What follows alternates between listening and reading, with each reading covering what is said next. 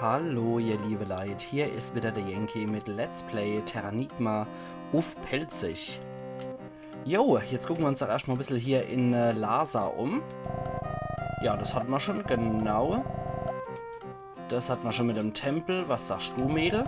Lord Kumari heilt jede Krankheit oder Verletzung. Na, Domo hier. Wer hätt's gedacht? Da kennen wir auch noch wo hier. Das ist unser Friedhof. Aasgeier fressen die Körper von der Dota. Barbarisch? Ne. Tiere gewinnen Nährstoffe aus der Dota. Das ist der Kreislauf vom Leber. Alles wird wieder verwehrt. Das ist auch sehr interessant bei solcher Bergvölker. Da gibt es auch heutzutage noch die Sitte, dass man auf den Berg mit seiner Verstorbenen geht. Dass man auch schon im Vorfeld die Tote entfleischt. Das heißt, mit Klinge tatsächlich das Fleisch von den Knochen nimmt. Und dass nur noch die Knochen übrig bleiben und die Vögel aus den Bergen und die anderen Tiere aus den Bergen sich das Fleisch dann holen können. Und als besonders edel gilt es natürlich, wenn große Greifvögel wie Adler und so dann die Fleischstücke sich nehmen und dann so die Seele vom Tote in den Himmel tragen können. Das ist meiner Meinung nach eine sehr interessante Art von Bestattung. Und wie gesagt, alles wird wiederverwertet, Kreislauf des Lebens. Oh, du bist doch aufgewacht, gut geträumt. Ich denk's doch mal, irgendwie hoffe ich das doch. Ah, der kommt direkt aus Christa mit seiner Arzi-Sache. Wenn ich groß bin, werde ich als Mönch Lord Kumari beschütze. Ja, mach das mal. Wir gehen doch mal zum Dalai Lama. Lord Kumari natürlich. Lord Kumari hat dein Kummer prophezeit. Du bist der das Schicksal von der Welt in der Hände hält. Wenn der Lord Kumari stirbt, wird er wiedergeboren zurückkehren.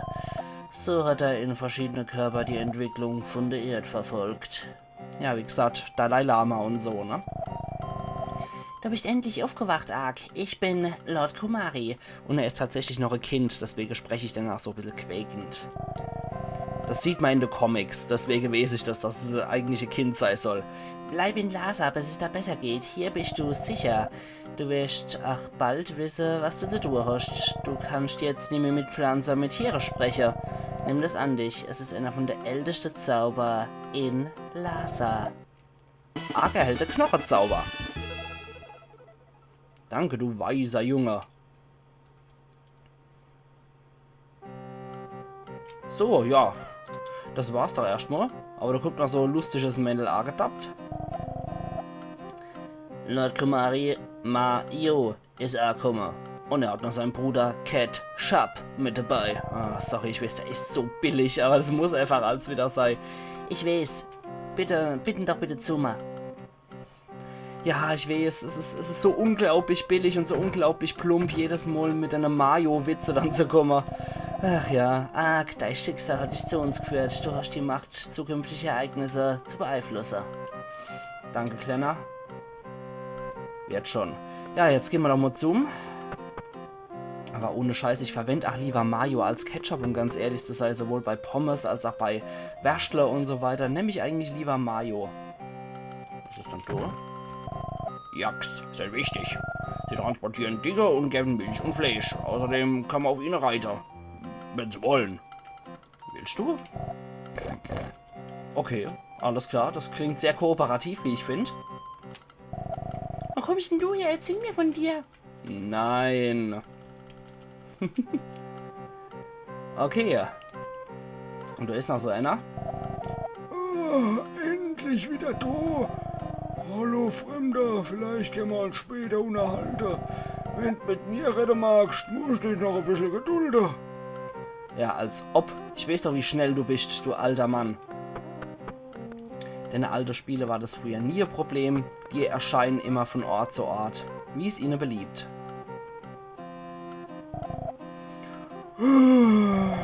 Ich mach Massaker um meine Enkelin. Du meinst Meilin? Ach du Scheiße.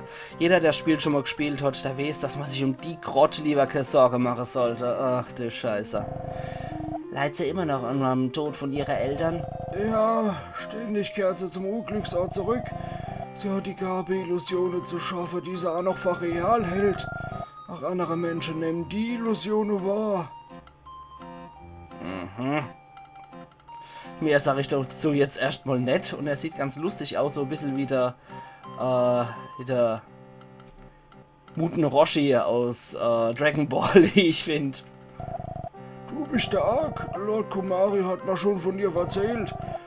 Ich hab gerade eben von meiner Enkelin gesprochen, der dapperte Gretel hinter der Heck. Die heißt Mailin, weil wir sie hassen.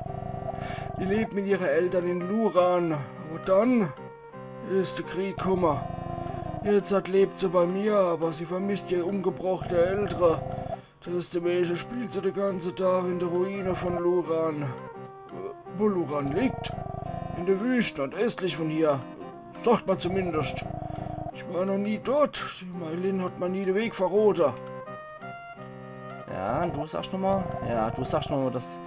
Ah ja, okay, du sagst was Neues. Ark, das Schicksal hat Mayo und dich zusammengeführt. Mayos Ankunft noch einmal wacher ist ein bedeutsames Zeichen. Bist du bereit, mit deinen Kräften Mayo und Mailin zu helfen? Ja, mir bleibt doch nichts anderes übrig, nehme ich an, ne? Ach ja, aber Luran ist, was ich persönlich finde, unglaublich geiles Level. Ich mag das total, Luran. Und Luran hat natürlich wie so vieles in Terranigma ein reales Vorbild. Als Archäologe kann ich da jetzt wieder protzen, ein bisschen mit meinem Wissen. Und zwar, obwohl ich keine ostasiatische Archäologie mit dabei gehabt habe, interessiert mich sowas natürlich auch. Und Luran ist das tatsächlich existierende Lulan. Jo, da ist der Yangtze-Fluss, deswegen wäre derzeit in China. Und es ist auch in etwa korrekt, wo wir da gerade sind, weil Lulan lag ursprünglich in der Lop-Nor-Wüste in Xinjiang und das ist in Nordwestchina. Das ist um 200 vor Christus antik gegründet worden und war dann eine Oasestadt, später war es dann eine Königsstadt und zum Schluss eine Garnisonsstadt. Es war an der Seidestraße gelegen und ja, war die letzte Oase in der Wüste, könnte man sagen. Also Lulan war definitiv extrem wichtig und Arke hält ein Kristall. Mehr gibt's aber hier auch nicht mehr. Also war auf jeden Fall in der Antike um 200 vor Christus gegründet, wie gesagt, und dann später untergangen. Ja, war definitiv sehr wichtig für die Seidestraße und der Handel. Nomade. Ich glaube, die sind erst später nochmal wichtig. Ich lasse die jetzt erstmal Nomade sein. Da gehen wir später auf jeden Fall nochmal hin, das ist versprochen. Wir müssen auch nochmal zu, ne? Gobi ist leider, wie gesagt, falsch. Die Wüste, in der Lulan liegt, ist Lop-Nor in Xinjiang. Oder Xinjiang. Xinjiang, genau, so wird es ausgesprochen. Also Xinjiang wird es geschrieben und Xinjiang wird es wahrscheinlich ausgesprochen. Ja, das hat eine sehr lange Erforschungsgeschichte. 1900... Oh, ein Sandsturm. Ich kann kaum etwas sehen. Und dann kam sie. Hey. Jetzt rennt sofort. Wer war denn das? Warte mal. Komm mal her, du Grott. Und da sind wir in Luran. Oh je, oh je, oh je. Hallo, freundlicher Mann. Merkwürdig, nur tagsüber sind alle Leute glücklich. Alles scheint nur Illusion zu sein. Na? Das solle verloren die Stadt sein. Wo sprichst denn du? Okay. Man müsste nur den Weg finden, ne? Aber wie gesagt, das antike Lulan, das ist seit 1900 entdeckt und bis 1996 erforscht. Also 96 Jahre lang Forschungsgeschichte. Bist du ein Reisender? Ich wurde früher als Mönch ausgebildet. Ich fühle, dass die Dunkelheit die Stadt bedroht. Ich bin schwach. Bin aber geblieben, um andere zu warnen. Okay. Na, der lacht mich auch nur aus, weil von wegen verlorener Stadt und so. Höhö, du dummer Hund. Jo, hier kommen wir auch nicht durch. Da gehen wir nochmal hier rein. Da ist auch nichts. Das Besondere wiederum an Lulan ist... Friedrich, wer weiß, was morgen passiert. Genau das. Ja, das Besondere ist dadurch, dass es in der Wüste liegt, in der Salzwüste liegt. Ein Rotschlag. Einige Dämonen kämpfen in Formationen, um so zu besiegen brauchst du schlagkräftige Waffe. Nutzt der Flammensperrmonster, um kalte Städte zu bekämpfen. Alles klar. Ja, durch die Salzwüste ist das Besondere an Lulan, dass die Leichname extrem gut konserviert sind. Nein, das wollte ich doch aber. Ja, scheiße, zu wenig Cola. Das ist nicht gut. Das ist definitiv nicht gut. Da ist denn das doch ein Hotel? Wo ist denn die Mailin? Ich suche kein Hotel. Weißt du vielleicht, wo die Mailin wohnt? Mailin, geh doch mal vom Dorfplatz aus nach links. Die wohnt hinter Temjin. Du kannst ja alle Häuser besuchen. Wir sind wie eine Familie. Okay, und dann, wo ist das Hotel? Ich bin müde. Gibt's ein Hotel? Du findest auf der linken Seite, nicht weit entfernt von hier. Die Mauern geben Schutz vor Sandstürmer und verwirren Fremde. Du dummer Hund. Ja. Also, noch einmal. Zum 30. Mal angesetzt. Das Besondere an Lulan ist definitiv durch die Salzwüste, dass sich organische Materialien durch sehr gut kalte Hände, das heißt Kleidung und Holzgegenstände, haben sich perfekt erhalten und auch die Leiche selber sind in einem extrem gut konservierten Zustand. Man kann genau rekonstruieren, was die Menschen getragen haben. Das macht Lulan besonders aus. Wirkt natürlich etwas gruselig, wenn man so die Leiche sieht. Ihr könnt mal gern bei Google noch Lulan, also L-O-U-L-A-N, könnt ihr mal sehr gern gucken. Und könnt euch mal die Mumie dort angucken, inklusive Kleidung. Das ist höchst interessant und faszinierend. Und da bin ich übrigens auch nur durch Terranigma drauf gekommen auf Lulan. Also seit meiner Kindheit natürlich Luran hier gesehen und dann später interessiert davor, was das eigentlich ist. Und durchs Archäologiestudium auch dann auf das tatsächliche Lulan kommen. Aber jetzt kümmern wir uns wieder um Luran. Ich heiße Temjin. Ich bin der reichste Mann von ganz Luran. Aber trotzdem bereit mir besser Sorg. Willst du ja, was mich bedrückt? Natürlich, wir sind doch hier die wandelnde Kummerkaste-Box. Was bedrückt dich dann? Ich sorg mich darum, was aus meinem Vermögen noch mein Tod wird. Was soll ich denn machen? Ja, nimm's doch mit. Nicht mir, Gabby, das ist ein bisschen zu auffällig, oder? Ganz einfach. Nimm's mit ins Grab, es ist da Geld. Das ist ein guter Vorschlag, Fremder. Danke. Jetzt muss ich mir nicht andauernd Gedanken drum machen. Und das ist etwas, was uns dann später nochmal ein kleines Gimmick verpasst, würde ich sagen. Weil wir werden auf das Angebot definitiv noch zurückkommen können später. So. Was ist da mit dir, du lustige Frau? Der ganze Tag schuft ich, niemand dankt's mal. Ich hab nur mit mir selber gesprochen, vergiss, was ich gesagt hab. Natürlich. Marlins Haus liegt direkt hinter dem hier. Geht euch die hinter dir zu Marlin, das geht schneller. Alles klar, danke, Mütterchen. Man kann aber erst noch wissen, was hier unten ist. Da scheint es nichts zu geben, was mich interessieren täte. Aber eine Besonderheit ist hier auch definitiv immer wieder, dass man auch in die Kamine reinkriechen kann. Das sollte man sich auch für den späteren Verlauf von Terranigma merken. Aber mal ganz ohne Scheiß, wenn der so reich ist, warum muss der sein Haus mit dem dahinter verlinken? Warum macht man nicht einfach hier die Wand durch? Naja, man muss es nicht verstehen. Mailin, alles klar. Ich durfte Reis, wir haben nicht viel, aber sei unser Gast. Oder willst du was Bestimmtes? Wo ist denn die Mailin? Ich suche noch ein Mädel Mailin. Ein Freund von Mailin, die ist daheim. Riecht doch in den Kamin rein. Ja, ich wohne auch immer hinterm Kamin, das ist wie bei mir daheim, ach. Willkommen. Wenn magst, erzähl ich da von der Stadt. Ja, mach mal. Viele Reisende kommen nach Luran. Hier in der Wüste gibt's keine reiche Ernte, aber mir ein Taler. Dank der Taler können wir zufrieden und glücklich leben. Ja, so sieht's aus. Ich lebe hier mit Frau und Tochter, mehr brauche ich nicht. Na da. So soll's auch sein, wenn man zufrieden ist mit dem, was man hat. Und A kriegt einen Kristall und außerdem haben sie auch die haben hier Decke über den Kopf, sie haben hier direkt ihr Bett im Wohnzimmer, was will man mehr? Sie müssen durchs Haus und im reichen Sack, bevor sie daheim ankommen. Das ist natürlich Luxus. Für die Leute, die nicht wirklich Luxus haben, die können halt einfach durchs Luxushaus latschen, also warum auch nicht? Und der ihr Zimmer liegt hier direkt im Kamin, wie bei mir daheim. Deppi, lass ihn los, komm her! Ach Gott, du Gretel. Verschwind, verlass auf der Stelle die Stadt! Was willst du denn? Wer hat dich geschickt? Warst du Mario? Ach du Scheiße. Ich lebe hier mit meiner Eltern und bin glücklich. Das ist mein Zimmer, da hast du nichts zu suchen. Ach du Scheiße, okay, die will wohl wirklich nicht mehr.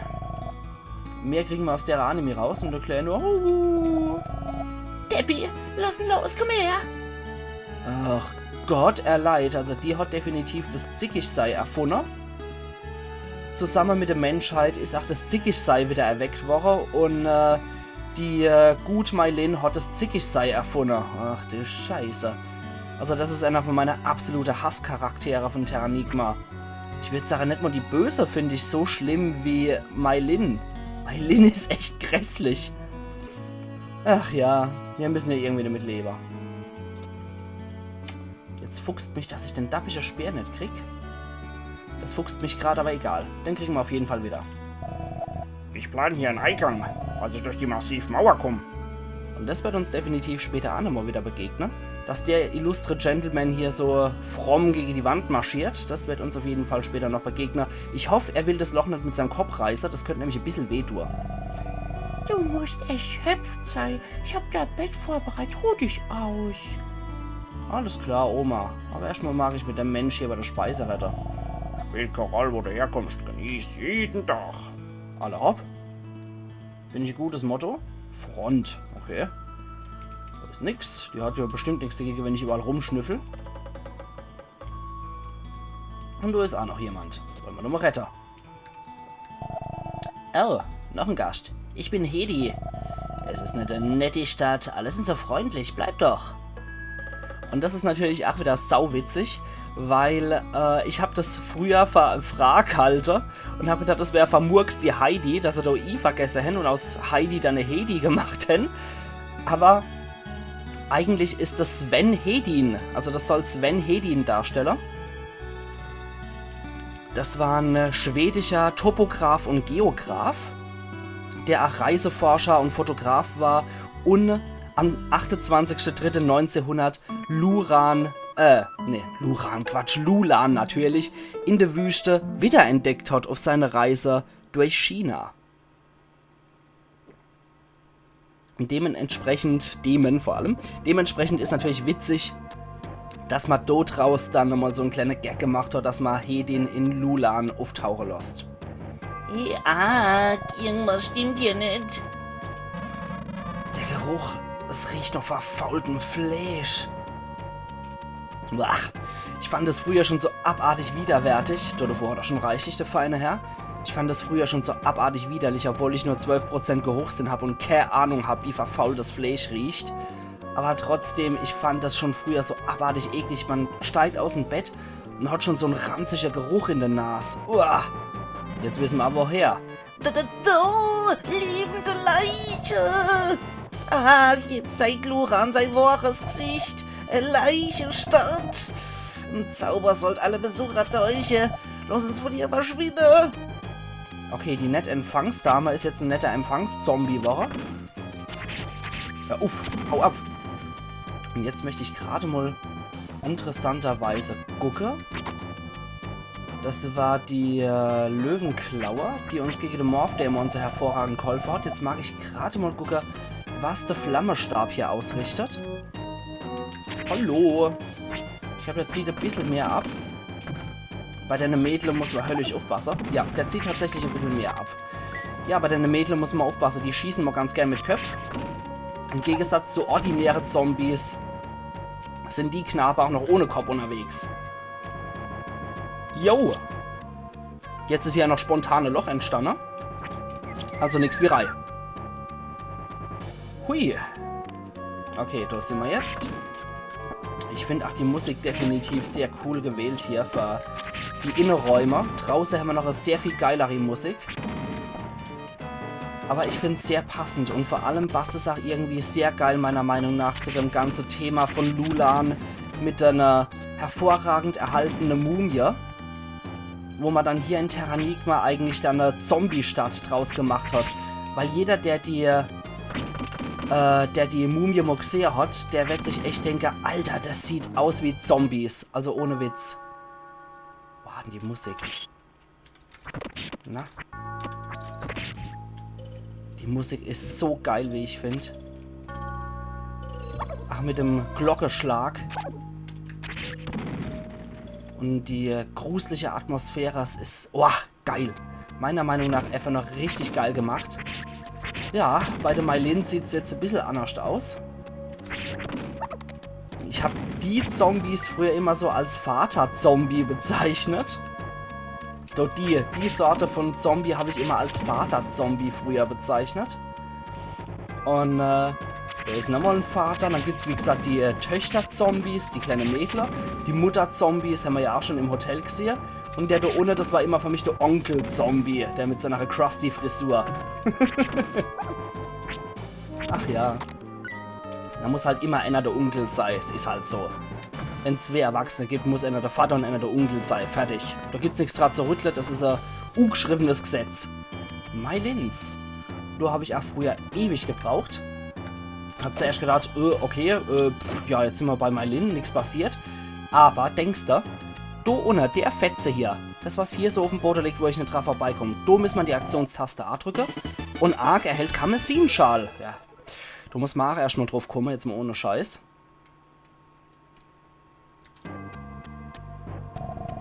Ah, Mylins Karmesinschal. Wenn wir einen Hund hätten, könnte ihr Pferd aufnehmen. Hund? Natürlich. Die Mylin hat doch einen Hund namens Deppy gehabt. Ach ja. Jo, ich steht Sache, ihr liebe Leute, mit dem rüsten wir uns jetzt aus mit dem Ding. Und ich mache an der Stelle einen Cut. Und wir sehen uns dann morgen wieder zur Let's Play Terranigma auf Pelzig. Also machen's gut und bis morgen.